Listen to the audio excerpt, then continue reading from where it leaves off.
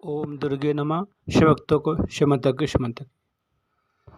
जनक जी सुखदेव महाराज को ज्ञान दे रहे हैं, ज्ञान को उपदेश दे रहे हैं। तब सुखदेव महाराज बोले, हे राजन, पूर्व काल में आपके वंश में उत्पन्न जिन जिन राजाओं को मैंने सुना है, वे राजा नाम से ही विदेह प्रसिद्ध हुए थे, कर्म से नहीं प्रसिद्ध हुए थे।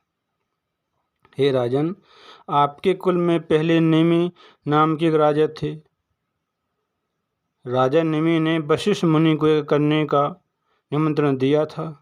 फिर उस समय वशिष्ठ मुनि ने राजा निमि से कहा था, आप मैं पहले इंद्र का यज्ञ संपन्न करके आता हूँ, इसके बाद आप यज्ञ करा दूंगा। हे राजन, तब तक आप धीरे धीरे यज्ञ सामग्री एकत्र कीजिए। राजा निमि ने कहा, हे मुनि वशिष्ठ, मैं कब तक सामग्री को ढक्का रखूँगा। और वशिष्ठ मुनि इंद्र का यज्ञ कराने के लिए चले गए और महाराज निमि ने किसी दूसरे को आचार्य बनाकर अपना उत्तम यज्ञ संपन्न करा लिया। कुछ समय बाद इंद्र का यज्ञ करके मुनि वशिष्ठ आए तो सुना कि राजा निमि ने अपना यज्ञ संपन्न करा लिया। तो वशिष्ठ मुनि को राजा पर अत्यंत क्रोध आया और राजा को मुनि ने श्राप दे दिया। मुनि बोले, हे राजन, तुमने गुरु का परित्याग करने वाले तुम्हारा ये शरीर नष्ट हो जाए। राजा निमि ने सुना कि गुरु वशिष्ठ ने मुझे श्राप दे दिया।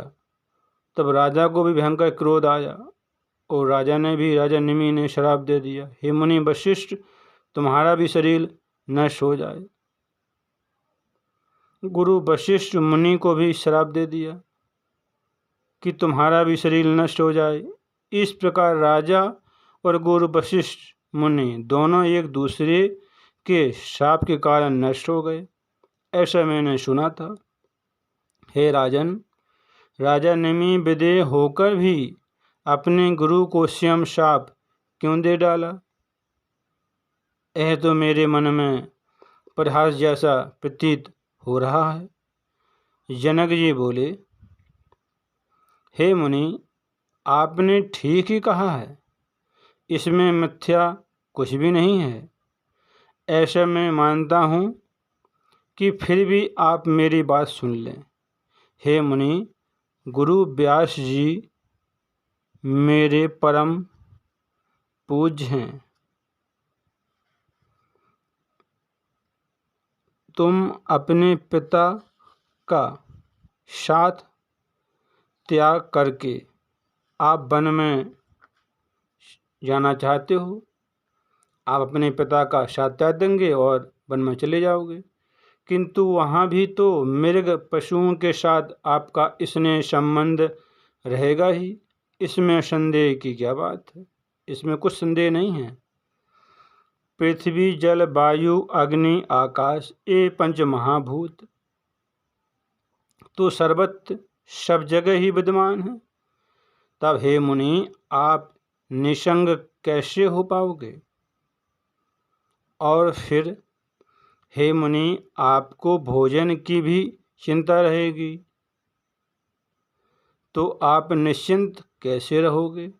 हे मुनि, जिस प्रकार आपको वन में दंड और मृग चर्म की चिंता बनी रहेगी, उसी प्रकार मुझे विचारशील राजा को भी राज संबंधी चिंता तो होगी ही।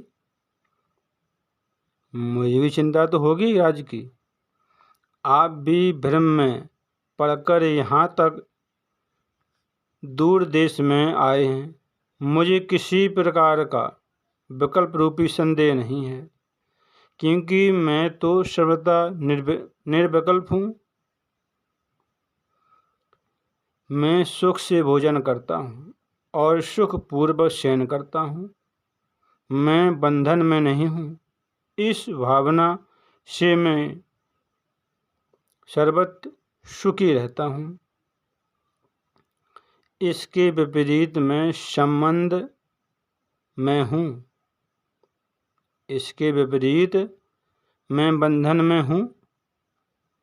इस शंका से आप सर्वदा दुखी ही रहते हैं। आप इस शंका को छोड़कर सदा सुखी और स्वस्थ हो जाइए। ये शरीर मेरा है, यही बंधन का कारण है। ये शरीर मेरा नहीं है, ऐसा सोचो तो निश्चय ही मुक्ति है। यह घर, संपत्ति, राज मेरा नहीं है, ऐसा मेरा दृढ़ निश्चय है। महाराज जनक जी की बात सुनकर सुखदेव जी प्रसन्न हुए और राजा से आज्ञा लेकर व्यास जी के उत्तम आश्रम के लिए चल पड़े। व्यास जी ने अपने ज्ञानी पुत्र को आते देखकर सुख प्राप्त किया और प्रसन्न होते हुए व्यास जी ने सुखदेव जी को अपने हृदय से लगा लिया और पुत्र से कुशलता पूछी। सब शास्त्रों में कुशल और वेद अध्ययन में तत्पर सुखदेव जी अपने पिता के साथ आश्रम में सावधान होकर रहने लगे। योग मार्ग में लीन रहते हुए भी सुखदेव जी ने पीवरी नाम की सौभाग्यवती सुंदर कन्या को पत्नी रूप में स्वीकार कर लिया। सुखदेव जी ने 4 पुत्र और एक कन्या को उत्पन्न किया था। पुत्रों के नाम कृष्ण, गौरप्रभ, भूरी और देवश्रुत, और पुत्री का नाम कीर्ति नाम था। एक कन्या उत्पन्न करके कन्या का विभाज के पुत्र महात्मा अरुण के साथ कर दिया था। फिर सुखदेव जी अपने पिता का साथ त्याग कर कैलाश के सुरमय शिखर पर चले गए। वो निसंग अकेले भूख से अविचल ध्यान लगाकर स्थित हो गए। कुछ ही दिनों में सुखदेव जी को परम सिद्धि प्राप्त हो गई और सुखदेव जी पर्वत के शिखर से हमेशा के लिए उड़ गए। महातेजस्वी सुखदेव जी आकाश में जाकर सूर्य के समान सुशोभित होने लगे। तब सुखदेव जी के उड़ते ही पर्वत शिखर 2 भागों में विभाजित हो गया। फिर पुत्र के वियोग से शोक होकर व्यास जी बार बार हाय पुत्र कहते हुए कैलाश पर्वत की चोटी पर पहुंच गए, जहां पर सुखदेव जी तप कर रहे थे। थके हुए व्यास जी को दीन भाव से करुण रुदन करते हुए देखकर सभी जीवों में साक्षी रूप से विद्यमान परमात्मा ने प्रतिध्वनि के रूप में उत्तर दिया।